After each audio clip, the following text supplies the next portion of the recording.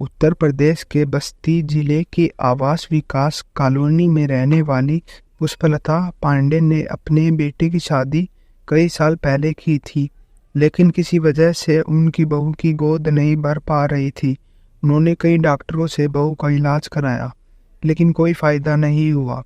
बहू और बेटे के अलावा वह खुद भी इस बात को लेकर परेशान रहती थी कि बहू माँ कैसे बने। एक दिन पुष्पलता ने अपने घर में आने वाले अखबार के बीच एक पैम्पलेट रखा देखा, जो एक तांत्रिक का था। तांत्रिक का नाम था पंडित मोरेश्वर शास्त्री। उसके विज्ञापन में लिखा था कि बाबा 27 मई से 1 जून तक बस्ती जिले के बस स्टेशन के पास स्थित होटल शिवाय पैलेस में ठहरेंगे। उस पैम्पलेट में बाबा ने तंत्र मंत्र के माध्यम से सभी तरह की समस्याओं के समाधान करने का दावा किया था। पुष्पलता पांड्य एक प्राइमरी स्कूल में टीचर थी। हालांकि वह तंत्र मंत्र की बातों पर विश्वास नहीं करती थी, लेकिन उस पैम्पलेट को पढ़कर उन्होंने भी तांत्रिक पंडित मोरेश्वर शास्त्री से यह सोचकर मिलने का फैसला कर लिया कि हो सकता है तंत्र मंत्र से ही कुछ हो जाए। दरअसल उन्होंने कुछ महिलाओं से सुना था कि फला महिला तांत्रिक के पास जाने के बाद मां बन गई। 27 मई को पुष्पलता शिवाय होटल में ठहरे तांत्रिक मोरेश्वर शास्त्री के पास पहुंच गई और उसे अपनी समस्याएं बता दी। तांत्रिक बहुत चालाक था। वह पुष्पलता के पहनावे और बातचीत से समझ गया कि महिला संपन्न परिवार की है। इसलिए वह पुष्पलता से बोला, तुम्हारी समस्याएं बहुत गंभीर है, इसका समाधान तुम्हारा घर चल कर करना पड़ेगा। बाबा जल्दी कीजिए ना समाधान, हम लोग बहुत परेशान रहते हैं, बताइए हमारे यहाँ आप कब दर्शन देंगे। पुष्पलता ने लगभग गिड़गिड़ाते हुए कहा, बच्चा अब तुम परेशान मत हो, मैं जम्मू के दिन यानी 31 मई को तुम्हारे यहाँ पहुँच जाऊँगा। कहते हुए तांत्रिक ने उन्हें एक पर्चा देते हुए कहा, इसमें पूजा का कुछ सवाल लिखा है, मांग कर रख लेना। ठीक है बाबा, मैं सारा सामान मांग लूंगी, कहकर पुष्पलता वहां से चली आई। घर पहुंचकर उन्होंने अपने बेटे से पूजा का सारा सामान मंगा कर घर में रख लिया। 31 मई को तांत्रिक मोरेश्वर शास्त्री पुष्पलता के घर पहुंचा तो उनका घर और रहन सहन देखकर उसके मन में और ज्यादा लालच आ गया। उसने कुछ देर तक उनके यहाँ पूजा वगैरह की। पूजा खत्म होने के बाद उसने कहा, बच्चा तुम्हारे घर में ग्रह दोष है, जब तक यह दोष दूर नहीं होगा तुम्हारी समस्या का समाधान नहीं हो पाएगा। बाबा, ग्रह दोष दूर करने का कोई तो उपाय होगा। हाँ, उसका उपाय है। इसके लिए विशेष पूजा करनी पड़ेगी, जिसमें 31,000 रुपये का खर्च आएगा। इसके अलावा तुम्हें ग्रह दोष निवारण बखलुमुखी यंत्र घर में रखना पड़ेगा, जो 11,000 रुपये का है। इससे सारे रास्ते खुल जाएंगे और तुम्हारी बहू मां बन जाएगी। पुष्पलता बहू के इलाज पर हजारों रुपए खर्च कर चुकी थी। उन्होंने सोचा कि जब वह इतना खर्च कर चुकी है तो 42,000 और खर्च करके देख ले। इसलिए दादी बनने की लालसा में उन्होंने 42,000 रुपये तांत्रिक मोरेश्वर शास्त्री को दे दिए। पैसे जेब में रखने के बाद तांत्रिक ने एक बार फिर उनके सभी कमरों में नजर डाली और आंखें मूंद कर बैठ गया। ऐसा लग रहा था जैसे वह दिन रात हो। 2-3 मिनट बाद उसने आंखें खोलकर कहा, बच्चा तुम्हारे घर में काल्प सर्प योग भी है। काल्प सर्प योग ये क्या होता है बाबा? पुष्पलता चौंक कर बोली, बच्चा जिस घर में यह योग होता है वहाँ खुशी देने वाले काम होते होते रुक जाते हैं, इसलिए इसका निदान भी जरूरी है। अब इसका उपाय क्या है? इसके लिए तुम्हें अपने घर में 2 तोले सोने की नाग नागिन की जोड़ी बनवा कर रखनी होगी। सोने की नाग नागिन पुष्पलता के पास ही रहनी थी, इसलिए तांत्रिक के जाने के बाद वह गले की चैन और अंगूठी लेकर सुनार की दुकान पर पहुंच गई। दोनों चीजों को गलवा कर उन्होंने 20 ग्राम सोने की नागमणि की जोड़ी बनवा ली। यह बात उन्होंने तांत्रिक को बताई। वह उस समय होटल में ही था। तांत्रिक ने उन्हें होटल में बुला लिया। पुष्पलता नाग नागिन की जोड़ी लेकर होटल पहुंच गई। तांत्रिक ने सोने की नागमणि को तांबे के लोटे में रखकर लोटे को नीले रंग के कपड़ों में बांध कर रख दिया और कहा, मैं रात को पूजा और अनुष्ठान करके नाग और नागिन को सिद्ध करूंगा। फिर सुबह आकर तुम्हें इन्हें ले जाकर पूजा वाली जगह पर रख देना। तुम्हारे सारे काम बनने शुरू हो जाएंगी। और एक बात का ध्यान रखना कि इस बारे में किसी से कोई बात नहीं करनी है। रात 7:30 बजे पुष्पलता होटल से आने घर चली गई। घर पहुंचने पर रात 8 बजे उन्होंने तांत्रिक से फोन पर पूछा कि अनुष्ठान शुरू हुआ कि नहीं। इस पर बाबा ने कहा कि वह गोरखपुर स्थित मंदिर में दर्शन करने चले आए हैं, यहाँ से लौटकर अनुष्ठान करेगा। पुष्पलता ने रात 10 बजे फिर फोन मिलाया तो बाबा का फोन स्विच ऑफ जाने लगा। कई बार मिलाने के बाद भी उसका फोन नहीं मिला तो उन्हें दाल में काला नजर आने लगा। अगले दिन यानी 2 जून की सुबह वह उसी होटल आ गई जहां तांत्रिक ठहरा हुआ था।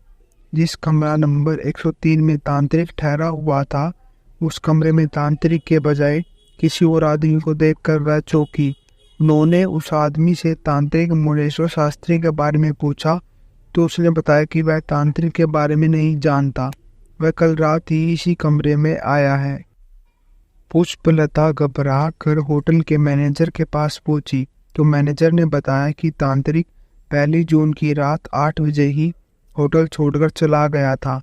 इतना ही सुनते पुष्पलता के पैर तले से जैसे जमीन खिसक गई। उन्हें यह समझते देर नहीं लगी कि वह ठगी जा चुकी है। पुष्पलता चुपचाप घर चली गई और दिन भर इसी उड़देन बुन में रही कि यह बात पुलिस को बताए या नहीं, क्योंकि ढोंग के चक्कर में फंस जाने के कारण बेइज्जती होने का डर भी था। कुछ देर सोचने के बाद उन्होंने पुलिस के पास जाने का फैसला कर लिया, जिससे उनकी तरह दूसरा कोई तांत्रिक की ठगी का शिकार ना हो सके। पुष्पलता के पास तांत्रिक मुरेश्वर शास्त्री के बारे में कोई जानकारी नहीं थी। बिना नाम पता के उसे तलाशना आसान नहीं था। उनके दिमाग में विचार आया कि होटल के कमरे ले जाते समय तांत्रिक ने अपनी आईडी प्रूफ जरूर जमा कराया होगा, इसलिए 3 जून को वह फिर से होटल शिवाय पैलेस पहुंची। उन्होंने इस बारे में मैनेजर से बात की तो पता चला कि तांत्रिक ने वहां अपना वोटर आईडी कार्ड की कॉपी जमा कराई थी। वोटर आईडी की फोटोकॉपी से उन्हें बाबा का पता मिल गया, जिसमें उसका नाम पंडित मोहन गंगाराम मोरे उर्फ मोरेश्वर शास्त्री पुत्र गंगाराम निवासी 350 तालुका सबरगढ़ जिला यवतमाल महाराष्ट्र लिखा था। नाम पता लेकर वह जिले के तत्कालीन पुलिस अधीक्षक आनंद राव कुलकर्णी के पास पहुंची। उन्होंने अपने ठगे जाने की कहानी उन्हें बताई। उनके आदेश पर कोतवाली बस्ती में तांत्रिक मोरेश्वर शास्त्री के खिलाफ छल कपट व धोखाधड़ी के आरोप में बांधवी की धारा 419-420 के तहत मुकदमा दर्ज हो गया। इसकी जांच एसआई धीरेंद्र कुमार पांडे को सौंपी गई। पुष्पलता पांडे का बेटा, जो कि इंजीनियर था, उसकी मदद से पुलिस ने वोटर आईडी कार्ड में मिले नाम व पते को इंटरनेट के जरिए गूगल में डालकर सर्च किया। ऐसा करने से ठग तांत्रिक के परिवार के सभी सदस्यों के नाम और उसके गांव सावरगढ़ का नक्शा मिल गया। इसके बाद ठग तांत्रिक के परिवार के सभी सदस्यों को फेसबुक पर चेक किया गया। काफ़ी लंबी छानबीन के बाद उसके परिवार की सीमता मोहन नाम की लड़की की फेसबुक आईडी पता चली। फेसबुक पर सीमता मोहन की प्रोफाइल से उसके कॉलेज का नाम और मोबाइल नंबर मिल गया। इन सूचनाओं को इकट्ठा करने के बाद पुलिस फिर होटल शिवाय पैलेस गई, जहां पूछताछ में पता चला कि वह तांत्रिक नौकरी, संतान प्राप्ति आदि के नाम पर कईयों को चूना लगा चुका था। इतनी जानकारी मिलने के बाद भी पुलिस ठग तांत्रिक को पकड़ने उसके पते पर नहीं गई, बल्कि उसने इस मामले को ठंडे बस्ते में डाल दिया। 5 महीने बाद पुष्पलता को जब पता चला कि पुलिस सुस्त हो गई है तो वह फिर से पुलिस अध्यक्ष से मिली और तांत्रिक को गिरफ्तार करने की मांग की।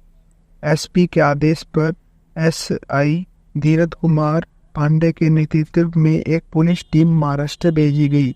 20 नवंबर को एसआई धीरेंद्र पांडे स्थानीय पुलिस के साथ सावरगढ़ गांव में तांत्रिक मोरेश्वर शास्त्री को गिरफ्तार करने गए तो गांव वाले ने इसका विरोध किया।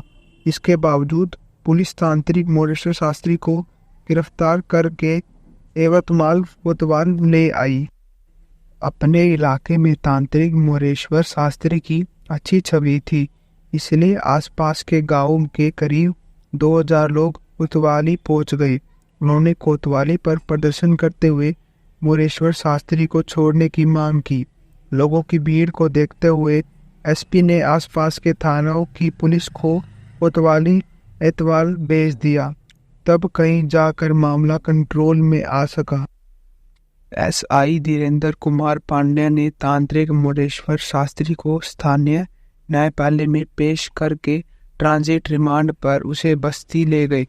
तांत्रिक मोरेश्वर शास्त्री से पूछताछ करने के बाद पुलिस ने बस्ती के सीजीएम की कोर्ट में पेश किया, जहां से उसे जेल भेज दिया गया। पुष्पलता पांडे को इस बात का अफसोस है कि पढ़ी लिखी होने के बावजूद भी उन्होंने ढोंगी तांत्रिक की बातों पर विश्वास करके अपना 1 लाख रुपए का नुकसान किया। पता नहीं मोरेश्वर लोगों को बेवकूफ़ बनाकर कितने पैसे ठग चुका होगा। अगर वह चुप बैठ जाती तो पता नहीं वह कितने और को और ठगता। लोगों को चाहिए कि वह ऐसे ठग तांत्रिक के बहकावे में ना आए।